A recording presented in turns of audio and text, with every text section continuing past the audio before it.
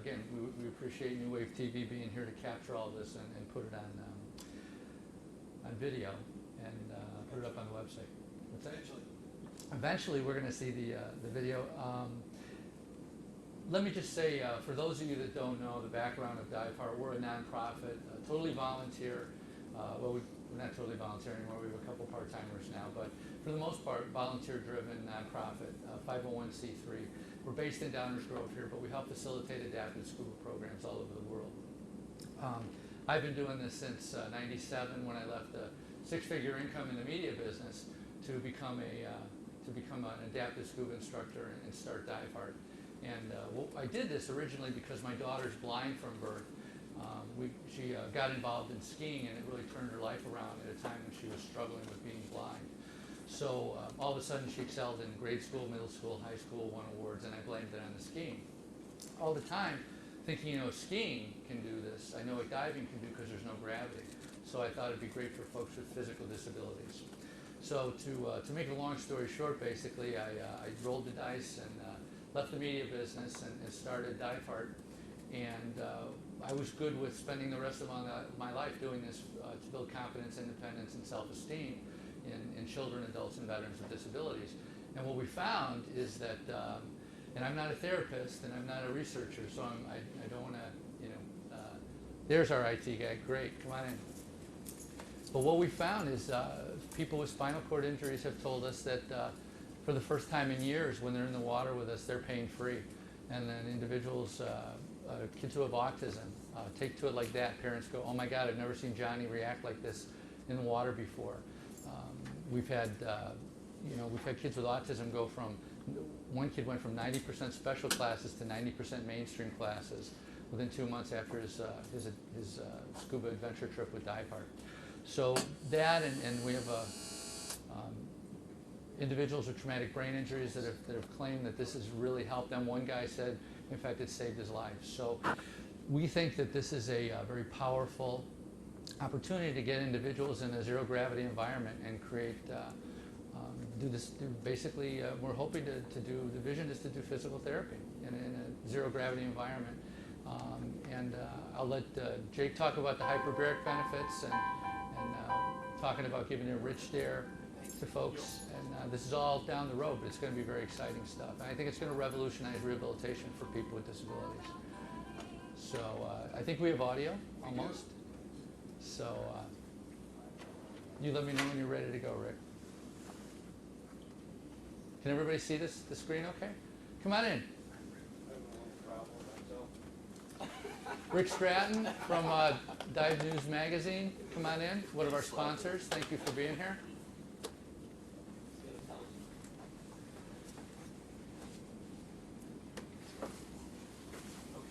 Ready to roll? I am ready to roll. We need the lights now. There they go. What's really inspiring is watching individuals with disabilities in a very, very short period of time embrace this activity as something that changes their life. It creates a paradigm shift in their life. The learning curve for swimming is this. The learning curve for scuba diving is this. We can take someone with a disability and within 15, 20 minutes, have them moving underwater independently. Yes, we have to control their buoyancy a little bit, but what happens then is they're a scuba diver. So now it's Johnny in the wheelchair becomes Johnny the scuba diver, and he's empowered. He believes he can do additional things in life. He takes on new challenges, and that's what diving does for people with disabilities.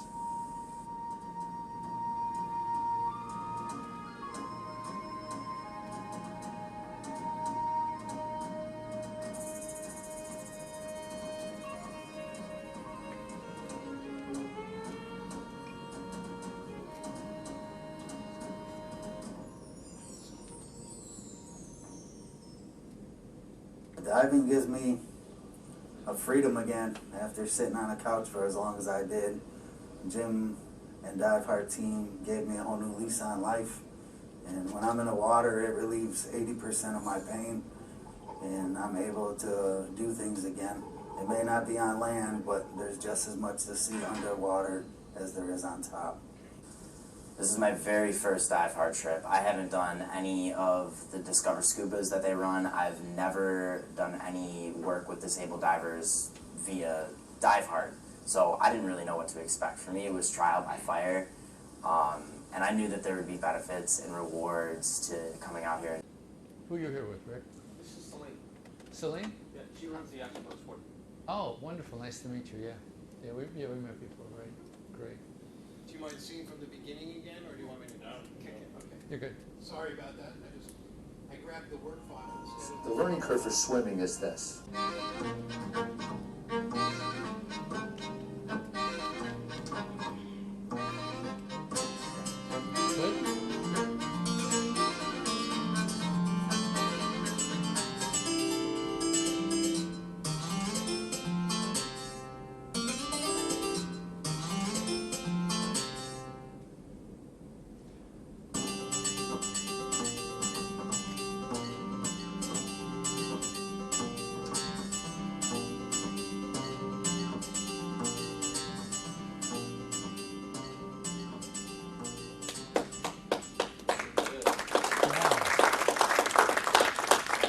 Okay, we're running into Sarah's time. So Sarah, you want to come on up and get you mic'd up? Do you want to talk?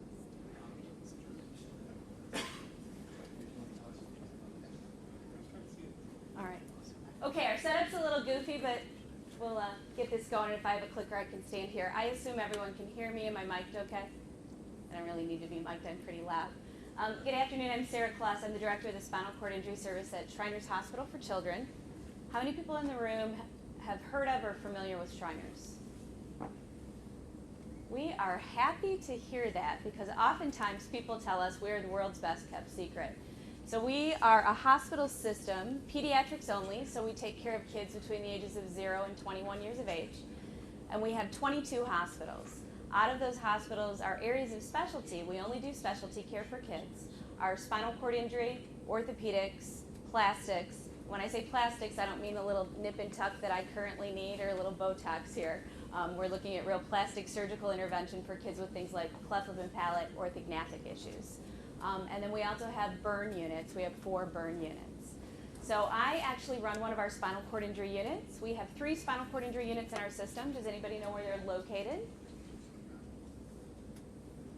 Well, one of them ought to be obvious.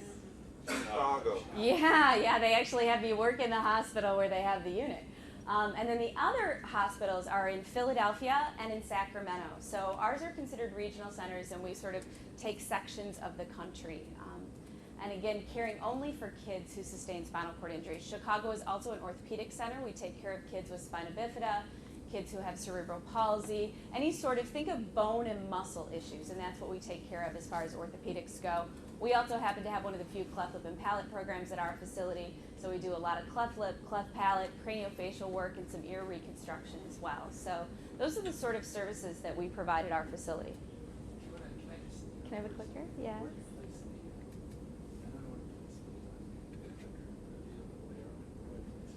Give them a little Wait, screen just, down the just, very level. yeah, just switch me to slide. Down here. Screen. Yep, switch me there. Did you click it? Left.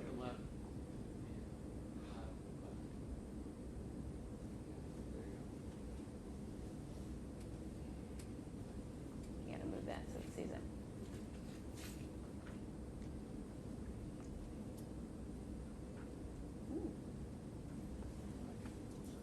No, you're not. And I'm not getting a movement forward either. Clicker's not working. Can you just move that here and I'll just do it from here manually?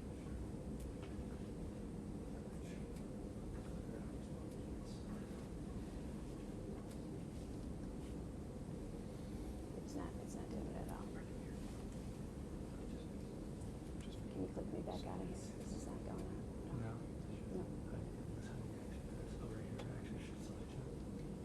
You got nothing. All right, I don't know. So I'm going to do half the talk, and then you're just going to guess on the other half because you're going to miss half a slide. It's going to be a little hard to see, which won't matter for the majority of the talk. There are a lot of some data slides here. So Let me tell you how I got started and connected with adapted scuba diving. I was running our spinal cord injury service, and one of the things that we saw very early on, and I've been at the hospital for 23 years, so this was in the late 1980s, early 1990s. And one of the things that we saw for our kids with disabilities in general, but specifically our kids with spinal cord injuries, is that we were really concerned about their sedentary lifestyles and issues with obesity. We would see kids who would get hurt come into us who were really, really active, doing really well in their communities, and all of a sudden they'd stop participating in community activities, everything from sports to Boy Scouts to Girl Scouts to arts and recreation programs, and they would also end up gaining weight. And these kids would end up having all sorts of additional issues related to secondary medical complications, from pressure ulcers, urinary tract infections.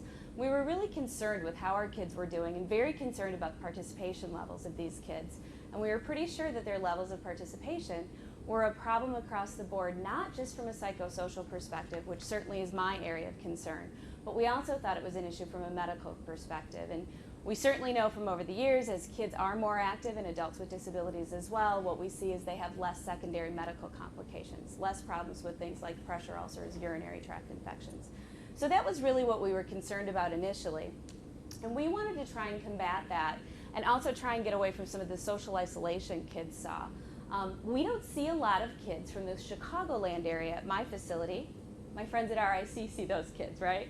But we see a lot of kids from rural areas where not only are they the only kid with a spinal cord injury in their school, they're the only kid with a spinal cord injury or disability at all in their community, in their town, in their county. So they don't have a lot of exposure to other kids or other families who are dealing with issues of disability. And we thought that was important, to have kids get together with other kids who are struggling with issues of spinal cord injury or issues of disability and meet other families. So one of our initial interactions very early with kids and families was to set up a sports and conditioning camp at our facility. We set that up in about 1990 and specifically geared it towards kids with spinal cord injuries. Happens to be my area of expertise and what I'm most interested in, but we did see something different for those particular kids who had had typically developing experience and then sustained an injury. So these aren't kids who were born typically with a spinal cord injury or with some sort of birth defect. So we saw a real difference in that population of kids and their ability to adjust to their injury depending upon their age. So we wanted to take a look at that group, have them be with other kids who had sustained injuries, and also have them have an opportunity to enhance their recreation and participate in all sorts of different activities and recreation. So we started looking, after we had decided to do some of our work, at what was out there as far as research goes, and what could we say, is just from us as clinicians. This is my subjective feeling about kids with spinal cord injuries, kids with disabilities, what I'm seeing in my clinic and in my practice, versus what we really see across the board that could be looked at in terms of survey research, outcome research, and long-term outcomes. So one of the things we saw was that in general, and this is in an able-bodied population, and how many of you in this room have kids? So some of you who have adult kids and some of us who have teenage kids can talk about the difference in what leisure and recreation maybe looks like for those adult kids and for us when we were young versus what kids' recreation looks like now. There have been a lot of trends that have changed. So children's leisure time in general has dropped about 40%. It's not good news for any of us. We see a lot more adult supervised structured activities for kids, which means for those of you who are parents of children right now, you spend a lot of time in your car driving your kid from one structured activity to the next, right? Which is an issue as well. We see a lot of tightly sequenced together activities. It's almost like kids are trying to create these pseudo resumes and they have to be involved in all these structured sports and activities, and you're dropping them off and moving them from place to place. And an increase in organized sport, again, for those who are typically developing, at about 50%. Now the interesting thing with all of this is we see an increase in organized sport, all these activities, leisure time dropping, organized activities increasing, right? And a preponderance of sedentary activities is what's going up. So in the time that there is for leisure, what are kids doing? Video games, TV, screen time, right? Did the term screen time even exist when you were a child? We don't talk about TV viewing anymore. We talk about screen time. How much time kids are spending looking at a screen, whether that be a video screen, a laptop screen, an iPad, an iTouch, everything that has a screen. So now we also know we have an issue with type 2 diabetes and obesity for all of us. but also particularly in kids. And these numbers are really frustrating to us. Preschool kid obesity rates have gone up 5 to 10%. Our school-age kids have more than doubled, and our adolescents, and now they're leaning towards, the majority of studies are leaning towards the 15%, are tripled in issues related to obesity. And again, this is obesity, not just overweight. So those numbers are very drastic. We think that's related to the fact that they're not getting out, they're not participating, they have a lot of sedentary time. When you sit and watch TV, you burn any calories? Not much. And oftentimes, what do you do when you sit and watch TV? Take in calories too, right.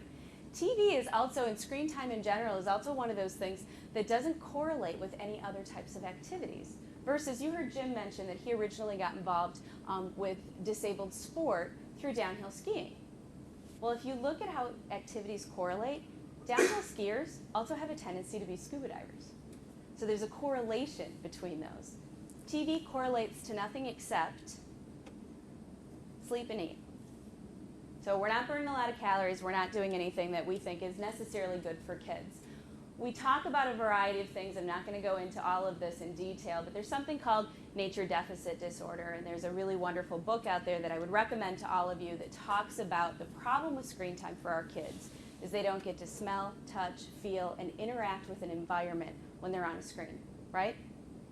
They can't smell it, they can't touch it, they can lick it if they want, they're not going to get a taste. So there's no true interaction with their environment, and that's concerning to us. So if that's happening for kids in general, our issue was what's happening to kids with spinal cord injuries? We don't understand what their participation looks like. We don't necessarily think we want it to model after the typically developing child, but we also didn't even have any idea what it looked like. So we started to do some survey research, and over the years we are now converting some of this into long-term outcomes research because we have enough data to move it forward. But we know that if you sustain a spinal cord injury, it creates some sort of disruption in your play and in your development, right? Kids' work is play. They learn developmental milestones and tasks through the play that they do, hands-on play. So we know that it can create a delay. We also know that in our population of kids with spinal cord injuries, they tell us life satisfaction, how good they feel about their life and what they're doing, correlates to their recreation participation and participation in their communities. So we took a look specifically at leisure characteristics for our kids. What do kids with spinal cord injuries do? And we were very disappointed to see this is an area where they were following their able-bodied peers, looking exactly like them, which means their top 5 activities were all sedentary in nature. Okay, so things like TV viewing, watching movies, video gaming, reading. However, this surprised us. Their participation in organized activity. So what are their typically developing peers doing? Increase in organized sport, right? Big in 50%. If you go back to the last couple of slides, 50%. What we saw in this population, and we looked at 326 kids with pediatric spinal cord injury, 203 of them had no participation whatsoever in organized sport. That's really, really significant. It was very concerning to us as a team. So we took that data, started looking at it and saying we need to have a better understanding of participation in kids with spinal cord injuries, which hopefully we can relate to kids with disabilities in general. We also need to have a better understanding of how that affects things like their quality of life and their mental health. And so we started a very large study. This is a specific study called the relationship between social participation, quality of life, and psychosocial outcomes. It's a 5-year grant that just ended on December 31st. The good news is I have an extension grant for an additional 3 years that our team gets to work on this for. So we looked specifically at kids with spinal cord injuries between the ages of 1 and 18 was our choice of a population. We didn't want to do any of our interventions and instruments with them until they were at least 1 year post-injury.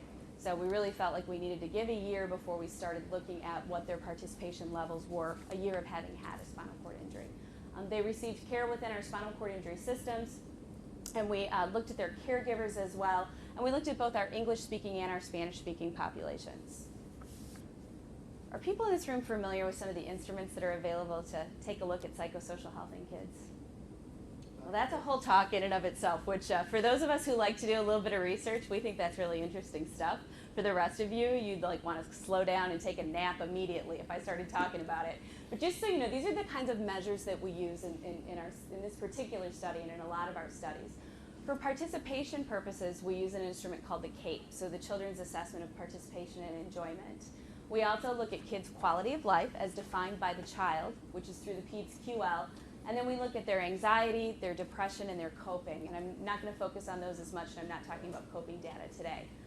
Just for you to know, for caregivers, and typically caregivers are mothers, but for caregivers, we look at caregiver anxiety, caregiver depression, so how they're doing with their child's injury. We look at coping mechanisms for them, and we also have those parents tell us how they think their kids are doing.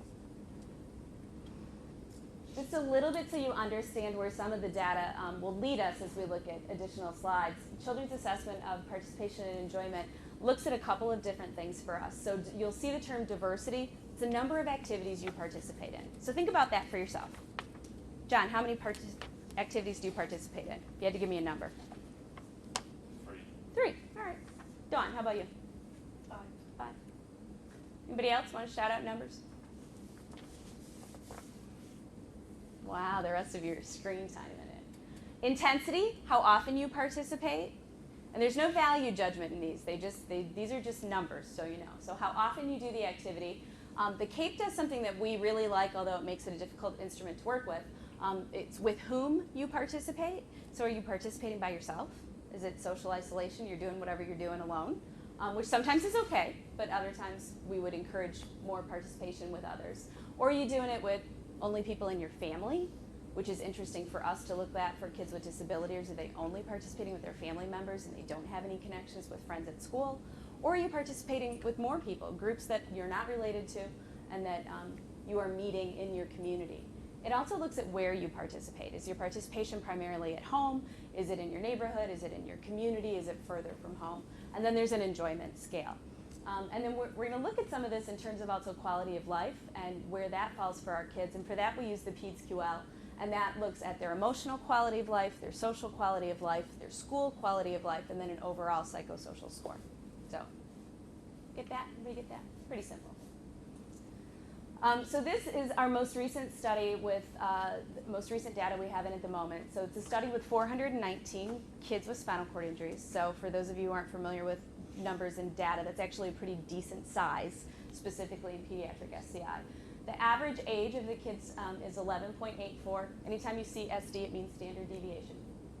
56% of the kids were male, 64% were Caucasian, 21 Hispanic, 7 African American. Our age at injury, so average age is at the time of the study. Age at injury for us in our system is about 7 years of age. So most of these kids get hurt around 7 years of age as an average, plus or minus 6.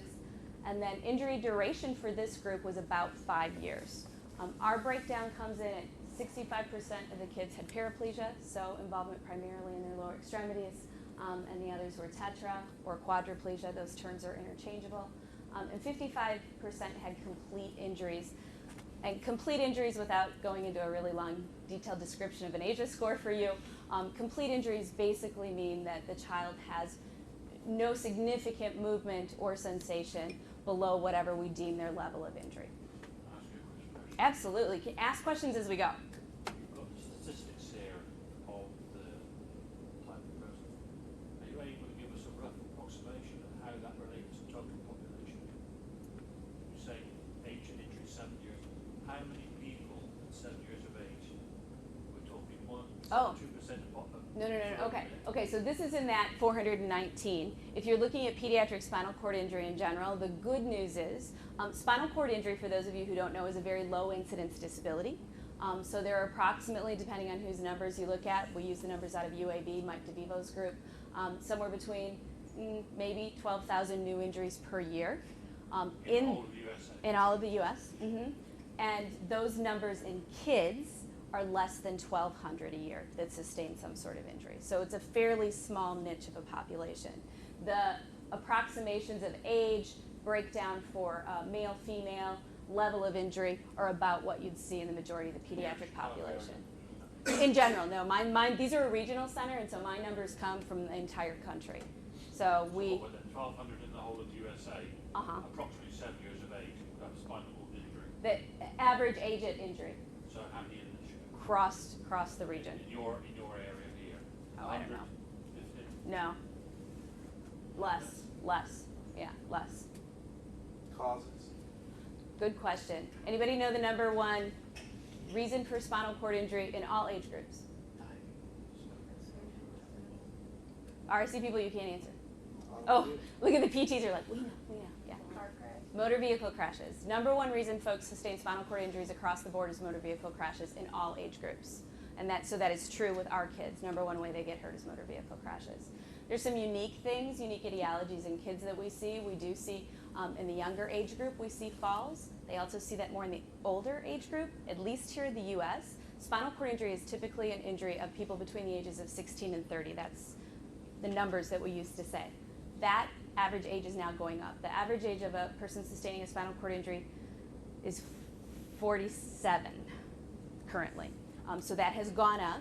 We are seeing that as our population ages, as our baby boomers are more active. And we're also seeing that in terms of it starting to change the etiology of how people get hurt. And we're seeing older folks are having more falls. So that is quickly becoming a newer injury So for what us. I'm hearing you say is that what used to be is that spinal cord injuries occur between 1 and 30 without 16. knowing what the average is. Now the average is actually gone to age 47. It's aging, correct, yes. So we used to think of spinal cord injury primarily as an injury that occurred in older adolescents and young adults. Not that it didn't occur in kids. We've been caring for kids who sustain spinal cord injuries for years. But numbers-wise, you are more likely to sustain a spinal cord injury between the ages of 6 and 30 or 6 and 32. But that has continued to change as our demographics change, as we're an aging society, and truly as folks are aging and being more active as they age. That's counterintuitive if the number one cause is accidents, is vehicular accidents.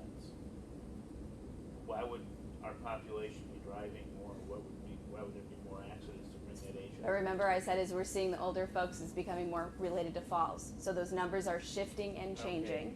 So it's not necessarily Right. We also are seeing our older folks as they age are continuing to drive longer, and I would be happy to give you about an hour-and-a-half long presentation on distracted driving any point in time. You can ask Jim Elliott when he calls my phone, and I own 3 of them, unfortunately. You will get a voicemail that says, "Hi, you've reached Sarah.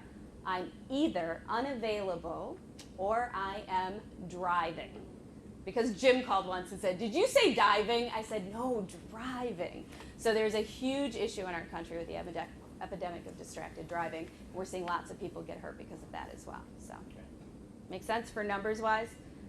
And I don't know all my adult numbers off the top of my head, but keep asking questions. I'll give you what I can. Just one quick, what about with kids and swimming and diving Yeah, and aquatic activity? Sport-related injuries, depending on numbers and whose data you look at, typically come in somewhere right around third in etiology for where kids get hurt. Those sport-related injuries include diving into shallow water, pools, lakes, places where you don't know how deep the bottom is. Also includes football, hockey. Can tell you the numbers for those particular sports have actually gone down because the NFL and the NHL have done a very nice job with their safety programs and trying to really look hard at spinal cord injury prevention initially, and you should all be hearing a lot about traumatic brain injury prevention now in terms of concussions, particularly from the NFL.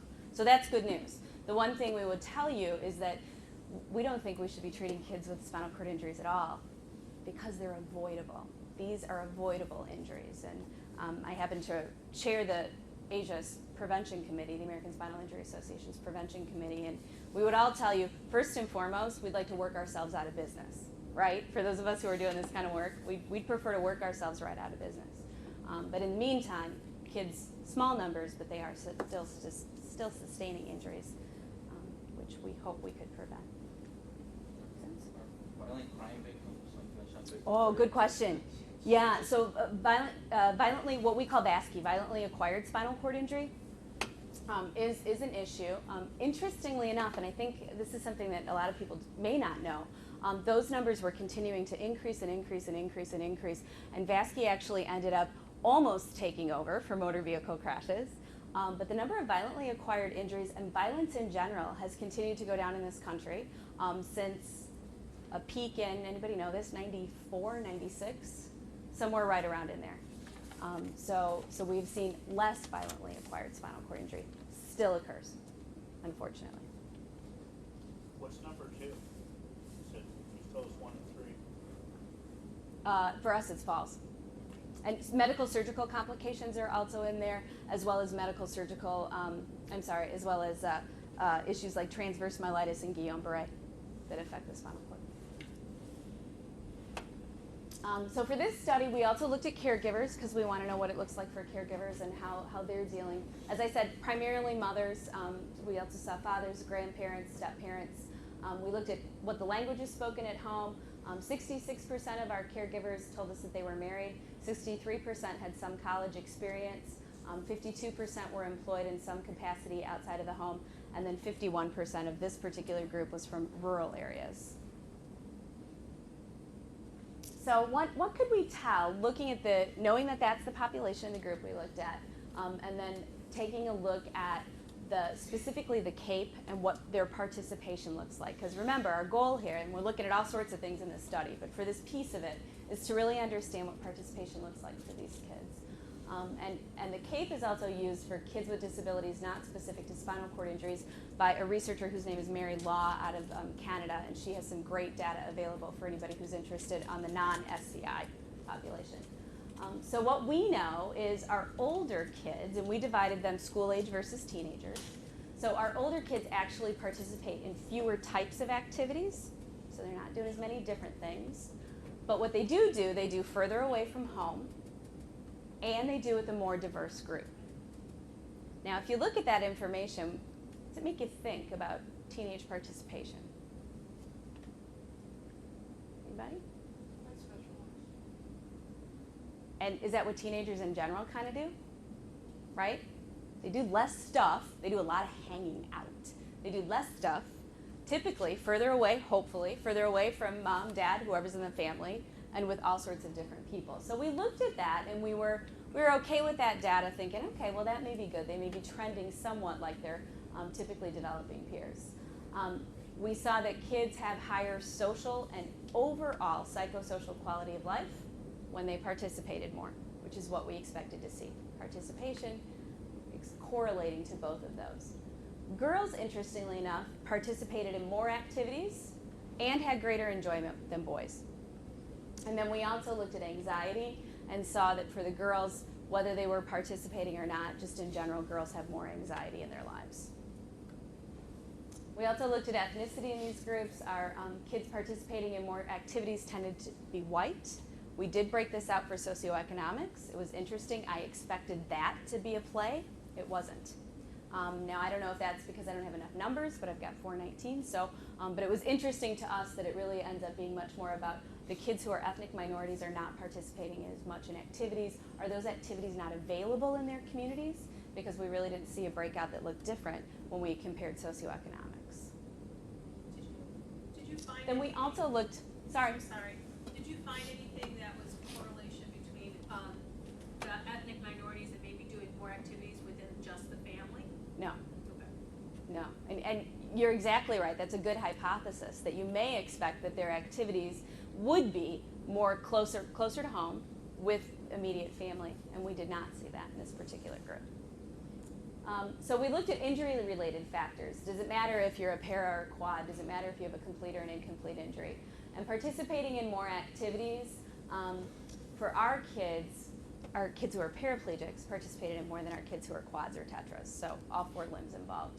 And we also saw that our kids who were incomplete participated in more activities than those who had complete injuries. Now, that's probably because those kids may also have a little bit more function, a little bit easier. Anybody who's been on a dive trip with Diveheart knows that if you have a kiddo who's a para or quad and they tell you that they're incomplete and they can do a stand pivot transfer onto that boat, it's like a bonus, right? So it's easier for them. Functionally, physically, it makes it easier for them. So that makes some sense to us. I have other data I'm not presenting today where our incompletes actually don't do as well. And for those of you working in spinal cord injury, as clinicians, sometimes we see kids who have less physical disability and who are incomplete. We look at them and think, oh, that kid's lucky, they're an incomplete, they got some return, they're able to do X, Y, and Z. The reality is they're not back to what their normal was. And for those families and those kids, their adjustment is actually sometimes worse. And the question is it worse because they're struggling because they're so close to the norm and comparing themselves to an able-bodied group? Or is their adjustment a little bit worse because as clinicians, we don't give them enough intervention because we're focusing on those kids who we think are more disabled or more affected by the injury because they're complete or a higher level. So that's just an aside of something for those of you who are clinicians in the room to think of, because in some ways it may be counterintuitive to us. And then injury-wise, so youth injured longer, and we looked at this, 10 plus years, have higher social and overall psychosocial quality of life, which we think is good news. It's, as those kids are further out from their injury, their adjustment may take a while, but it seems like they're doing better. They also seem to have less anxiety. So we talk about trying to get kids involved in participating in activities early on. One of the things I would encourage all of you is if you know somebody and they say, it's not my thing, I don't want to do it, I don't want to dive, never stop offering those opportunities, because as we move further out from injury, they may be ready for another opportunity. They may be ready for that intervention. So that's what that data can help us understand. Just quickly, this is about participation in mental health. It's a busy slide. But as you can assume, there are some statistical significance here. And so when we look at participation, who you're participating with, where you're participating, and your level of enjoyment, that does correlate with quality of life. And what we see is, and these are positive correlations, so it means the more people that you participate with, the further away from home, the more you enjoy, the higher quality of life, okay? It's not causation, it's correlation. And then negative correlations with anxiety and depression, when we're seeing kids who are less anxious, less depressed, their participation is better, and vice versa. And then this is the same, taking a look at quality of life and those variables, and they fall out about the same. So we also wanted to know, this is what helps and what hinders your participation. So for those of you who, whether you're working with adults or kids with disabilities, you may find somebody that you think would be a perfect candidate for whatever recreation activity, but specifically for adapted scuba, and you may really, really want them to come, and they don't want to participate. They don't think they can. They have all sorts of reasons why it won't work for them. Or if it's a child, why their parent may be telling you why it doesn't work. So we really looked at, and this is survey research data, where we wanted to look at kids and their experiences while they were in rehab. So one of these questions is specifically while you're in rehab, while you're learning to relive your life with spinal cord injury. And then the other one is after rehab. So for those of us who work in rehab, the while in rehab is where we can have some really strong intervention. And for those of you who are doing adapted diving programs, when you come into a rehab facility, you're in this group too. You can have a difference and make a difference here. So what we saw is that overall 58% of folks said yes, there was stuff that you could do differently during the rehab process that would have assisted us in being able to have more participation post-rehab. 41% of that group said it was technical support from staff. So it was about teaching them things they needed to know, offering them information, giving them resources, even telling them how do you use luster and crutches in different places. How do you use it in rehab? How do you use it outside? How do you use it on a boat? Can you use them on sand? Those sorts of things. 25% said what they really needed was just motivation and encouragement, to keep them motivated, keep encouraging them to do different things, to try different things and push on. 17% said it was really education, not just about the child's injury, but about what else their child could do and how they could participate. 12% really needed more family support, and 12% said interactions with other people with disabilities would help to increase their participation, and without that, they felt their participation could be hindered. So then this is the group looking at since rehab. So this could be a variety of different points in time, what they need after they get out of rehabilitation. And these typically are going to be the people who they meet in their communities, or they meet through organizations and groups. And what they say that would be helpful here, 30% of those that said that they could get assistance in this area said involvement in activities. Help us figure out how to get our kid involved in activities. help connect us to those people who know how to dive with people with disabilities. Help us connect to a recreation program. Help us connect to wheelchair basketball. 22% talked about their child's resilience and really needing some additional supports outside of the rehab process to help make sure their kid was resilient and could and would be willing to try and do anything. 13% here talked about interactions with other people with disabilities or other families, which is why some of those adapted diving trips that are done versus just teaching an individual with a disability to dive and going with a bunch of able-bodied folks diving, you know, that's great in and of itself, but some of the trips where you add in more people who are struggling with similar issues, that's this piece. That's where that becomes very powerful, that people really feel like that can help them with their participation. And then general encouragement and peer support.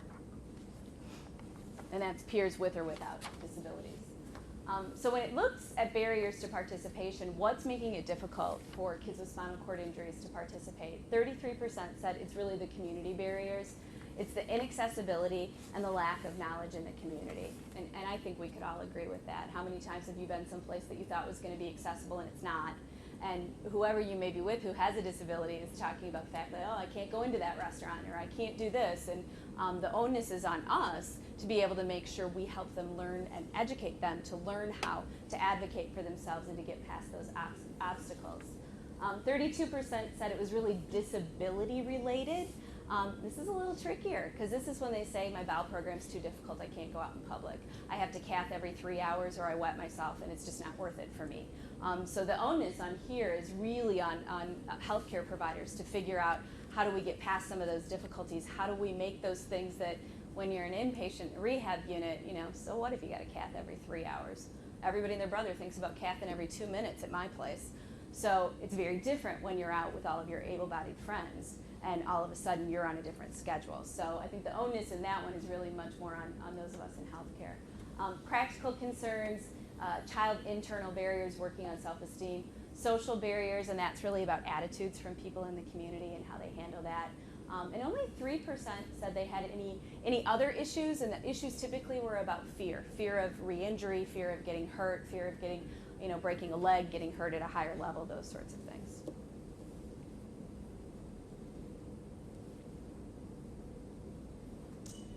So that's a lot of data, right? A lot of information from a very large study that tells us that a couple of things that we were looking at and wanted to know. As we had thought, our kids who have spinal cord injuries aren't participating at the level we would like to see them participate at. They are sedentary, they're doing a lot of things where they're socially isolated, they're spending a lot of screen time. They think there's barriers out there in the community that don't allow them to do things that you and I wouldn't think twice about going to do, like scuba diving or playing basketball or playing tennis on the courts across the street from you. So there's a lot of barriers out there for them. We know that if they participate, and if they participate in things they like them, so there's a lot of data that says if they're participating, their enjoyment's high. You didn't see that, but that is true. If they participate, enjoyment is high. We also know that their participation correlates to feeling better about themselves, better quality of life, less anxiety, less depression, right? So at this point, you should be going, all right, this is easy. The intervention is obvious. We want our kids participating, and in a range of activities. Sports are one thing we think about, but also arts and clubs and recreation of all sorts of different levels, not just organized sports, which is what brings us to scuba. You know, we started out our work with a sports and conditioning camp, just thinking it was the right thing to do. Clinically, socially, we were like, yeah, that seems like the right thing, let's do it. We back-ended in our data to see, oh, good news, we were on the right track there. We were at least heading down the right path, or at least in the right book. And it was interesting because we also wanted to evaluate those programs early on because we didn't know what kids were going to like. We didn't know what would be most stimulating for them, what would really engage them. And so we did a lot of program evaluations, and our spinal cord injury sports and conditioning camp, very interestingly, came up consistently year after year after year when they looked at all their activities. Number one activities for these kids always ended up being scuba, which, to be honest, to me was interesting because we rock climb with our kids, we tree climb with our kids, we go adapted sailing on Lake Michigan, we play wheelchair basketball, we play sledge hockey. It's like hockey on a sled, very cool sport. You name it, we do it. we do some really cool, really high adventure, basketball, tennis. We play with the wheelchair cubs, we play with the wheelchair bulls, really, really cool stuff. And the kids consistently were rating scuba high. And I might have to tell you that when we originally started this, we were doing scuba diving in a pool at my hospital that was probably from this table to the third table and only about halfway to the wall. I mean, it was really a postage stamp. Now I have a pool that's bigger than that now. It's still not big enough. But we had the teeniest pool ever, and you couldn't fit more than 2 kids in it at once. And there was nothing to see. It was like cinder block walls, right? So in some ways, we were looking at these thinking, these kids are nuts. But I think you saw this in the video, and you heard it from some of the volunteers and some of those folks who have disabilities who have connected to Diveheart. But what they talk about is freedom in water. Kids with disabilities have to use lots of equipment, lots of things on land in order to adapt the world to them. You put them in the water, and they naturally adapt to the water, and they don't require anything special. I put kids in the water, and one of the sad things is with kids with spinal cord injuries, when Jim goes to take an underwater picture of a kid with a spinal cord injury or a buddy group, if you're looking at that, unless you look closely, you can't tell who has a disability in the group, right? Unless you're smart enough to know to look on my kids, I don't put them in fins. So unless you're smart enough to look for the kid with no fins, you can't tell. You don't know that person has a disability underwater. And they look like everyone else. Kids, I think, also learn diving. I think, Jim, you would agree with this. Some of our able-bodied adults are way harder to teach scuba diving to than kids in general, and certainly kids with disabilities. They're used to adapting on land. Making any adaptations in water is very easy for them. Some of you may have heard this story. It's my favorite story because it didn't happen early for me. It happened after we'd been running adapted diving programs since about 1993. And this happened well past that time, so you would have thought I was with it enough. But I had a young man who had a high-level injury. He was tetraplegic, so all 4 limbs were involved.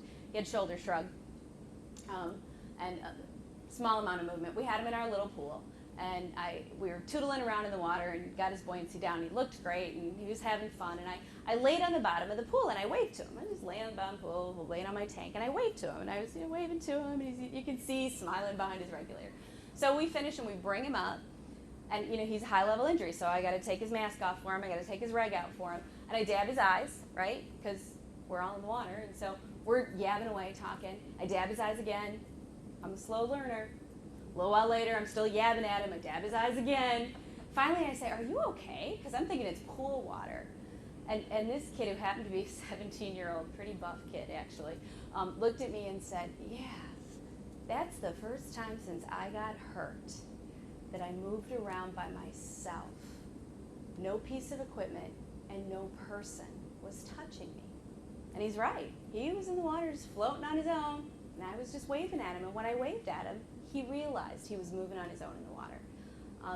And even to somebody who at that point had probably been doing adaptive diving for 6 years at least, it made me realize again, no matter what my numbers show, those are helpful, but the power for an individual person is really, really unlimited. And to be able to keep that in your head at all times, to know what opportunities you can put forward to somebody who has a disability and what it may mean to them without you even realizing it. And certainly, I think everyone in this room who's done any work with kids or adults with disabilities can talk about what it means to you as well, and how it's impacted and changed your life and how you see things. So that's why we think scuba is important.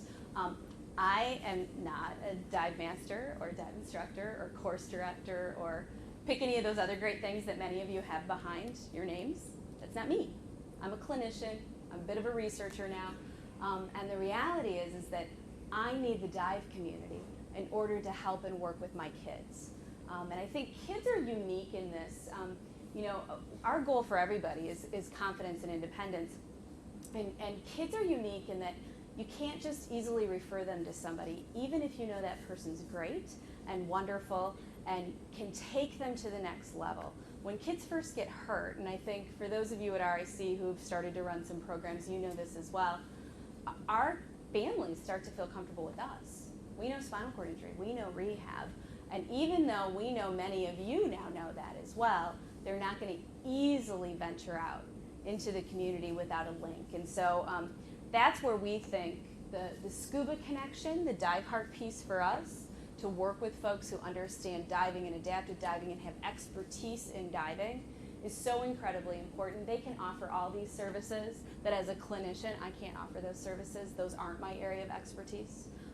And the clinicians and the rehab specialists can bring the expertise of working with people with disabilities, looking at their data and what's going on in their patient populations and what their therapeutic goals are for kids and adults with disabilities, and can really help bridge that connection. I think one of the nice powerful things between rehab centers and Diveheart is that we want to serve the same group, and we can serve them in a different way that allows such a nice handoff. You know, I can get the kids there because they'll follow some of the rehab staff. But they may not go unless there's a connection between the rehab facility and the group that you're referring them to. So just for people who aren't familiar, I think many of you know this, Shriners runs Discover Scubas on a regular basis for our kids, both out in the community and at our pool at our facility. And we offer those to all of our kids with all sorts of different types of disabilities. And those are very successful, and for some kids, that's all they ever want. That's a great experience, and that's what they're interested in, and that's good enough. Scuba diving's not for everybody. Wheelchair basketball's not for everybody.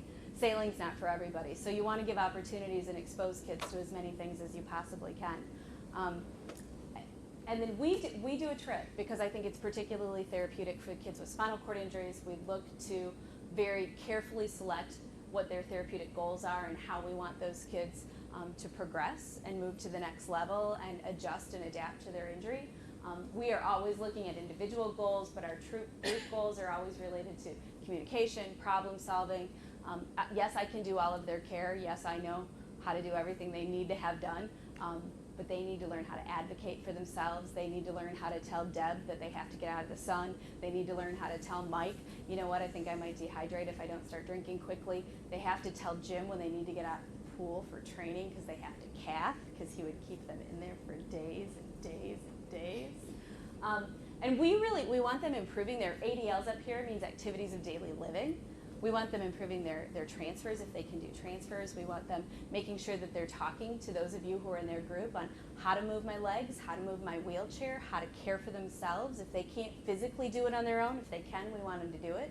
If they can't do it on their own, we want them to be their own advocate. So it really has a very strong therapeutic value. Our belief in our programs, and this is different for everyone, for us, because oftentimes our kids with spinal cord injuries are teenagers who are just maybe starting to get away from parents, and now they get hurt. They sort of restart the cycle of their development all over again, right back to, for those of you who are child development people, you know Erickson, they go right back to trust versus mistrust and have to go through it all over again. We don't invite parents. They can't come on our trips. And that's an intentional choice for this trip, primarily because we want to work on independence for those teenagers away from their parents. But you have to think about, what are your therapeutic goals? What sort of services do you want those kids to get on the trip? And what do you want long term for them? What are you trying to get at? Because that'll change what your trip goals are. Jim, I'm done, right? So just as an FYI, safety consideration stuff, and I think you're going to hear some things about diving. For us, and you know, I'm a peds person, so we're a little crazy and over the top. We're really safety conscious. We do a lot of things to the nth degree to ensure that our kids are safe and have a good experience.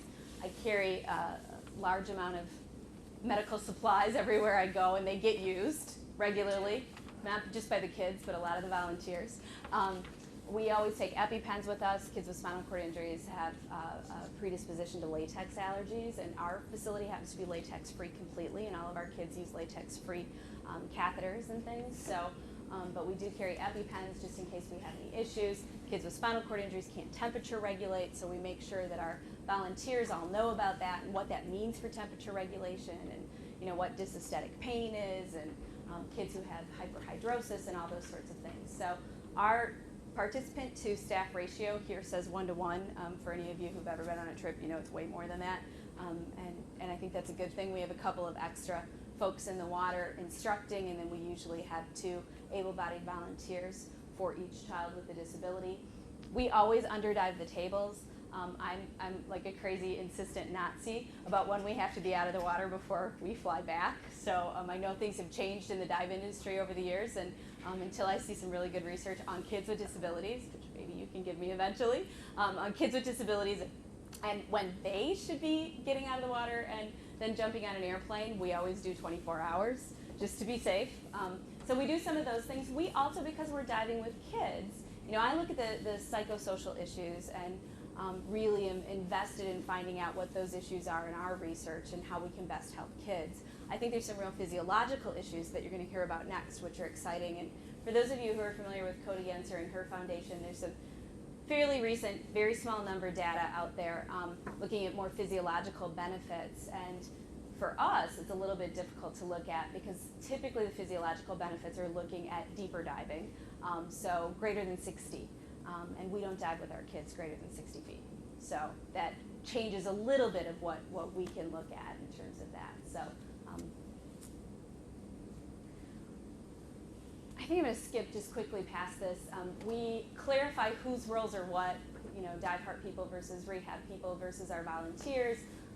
I always like to laugh because we say, we check out the accessibility of the lodging, the boats, and the transportation. It really doesn't matter if you're traveling in the United States or traveling out of the country. There's always going to be something. And people can get really frustrated with that, and sometimes it is frustrating. I often say when, as a staff or a group, we are irritated because something isn't accessible enough to the expectations that we were thinking it should be. Get it out of your system and then figure out a way in front of the kids or the folks you're working with disabilities to turn it into a funny and tell them how we are going to get past that obstacle. If it means taking frames off of bathroom doors at condos, not that we did that, you do it. If it means going up a huge thing of stairs to get to the second floor of a restaurant, you do it. And the greatest thing we can offer, particularly for people who have newer disabilities and newer injuries or haven't been out in the community, is teaching them how to do that, how to advocate appropriately, how to help change some of those barriers and attitudes, and also how to say, well, yeah, it's a barrier, it's an obstacle, but we're going to figure out a way to get around it. So I think that's something powerful that this group can continue to do. Just quotes from our kids. Kids say the best things. So I never realized pushing myself to the limit could be so rewarding. My experience here was something I never thought I would ever experience. I only dreamed of what just happened to me, and I've learned lots of things on this trip, but the most important thing that I learned is to never give up. And that in and of itself tells me that we are successful in the work that we are doing together. If that's the message kids come away with, that I can do anything, and no matter how hard it is, I should never give up, that in and of itself is a huge success, and I think we should all be very proud of that. So I have references if people are interested. For those of you who like research, I have a whole bunch of really boring articles. I'd be happy to send them to you at any point in time if you want to read some of our research and our data. And I can entertain any other questions you might have, because I'm over. Thank you. Thank you.